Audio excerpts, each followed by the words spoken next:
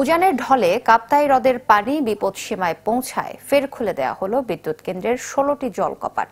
গতকাল সন্ধ্যায় বাঁধের সব জলকপাট ৬ ইঞ্চি করে খুলে দেওয়া হয়। এতে প্রতি সেকেন্ডে ৯,০০০ পানি কর্ণফুলী নদীতে নিষ্কাশিত হচ্ছে। কাপ্তাই হ্রদের পানি ধারণ ক্ষমতা ১০৯ এমএসএল হলেও এখন পানি রয়েছে ১০৮.৫৫ এমএসএল। এর আগে ৯ সেপ্টেম্বর সকালে হ্রদের পানি স্বাভাবিক স্তরে আসায় বন্ধ করে দেওয়া হয়েছিল বিদ্যুৎ কেন্দ্রের ১৬টি জলকপাট। এই বিষয়ে আরো জানাতে রাঙ্গামাটি থেকে আমাদের সাথে যোগ দিচ্ছেন সহকর্মী জিয়াউল হক। জিয়া, পানি বাড়াতে নিম্নাঞ্চলে কি ধরনের প্রভাব পড়েছে জানাবেন বিস্তারিত।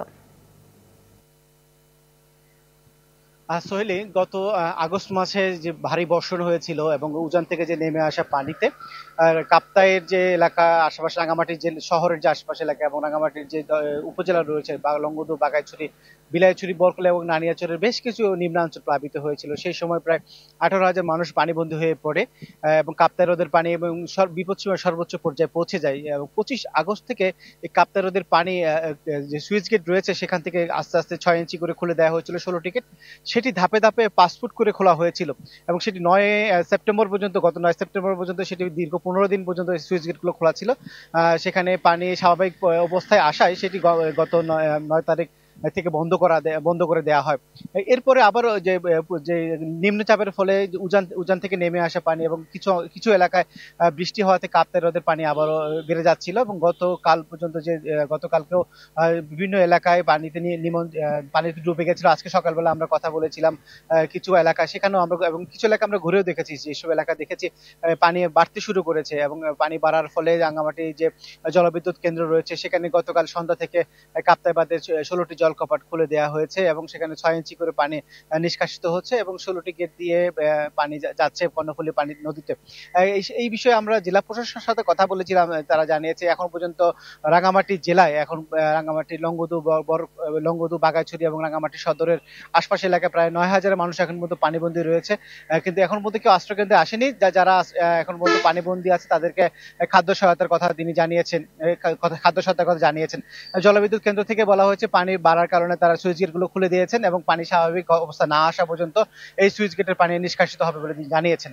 সোহেলি, এই ছিল রাঙ্গামাটি থেকে আমার কাছে সবশেষ। এবার জানবো কক্সবাজারের জলাবদ্ধতার খবর। সরাসরি যুক্ত হচ্ছেন সহকর্মী আজিম নিহাদ। আজিম, পর্যটন নগরী থেকে পানি নেমেছে কিনা আমাদের জানাবেন, সার্বিক পরিস্থিতি কেমন সেখানে?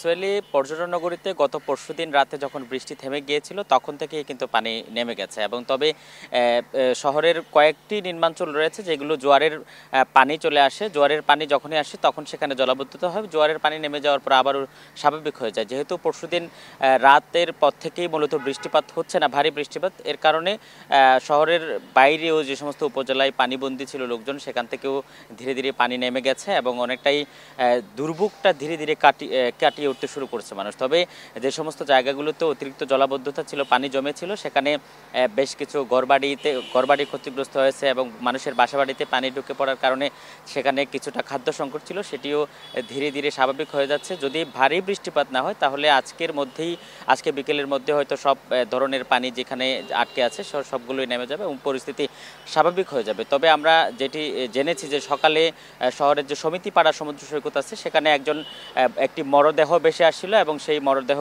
জেলের বলে ধারণা করা হচ্ছে, কারণ এর আগে যখন ঝড়ো হওয়ার কবলে পড়ে বেশ কয়েকটি ট্রলার সাগরে দুর্ঘটনার কবলে পড়েছিল। সেখান থেকে গতকাল পরশুদিন থেকে শুরু করে আজকে পর্যন্ত মোট ৬ জনের মরদেহ কিন্তু ভেসে আসলো।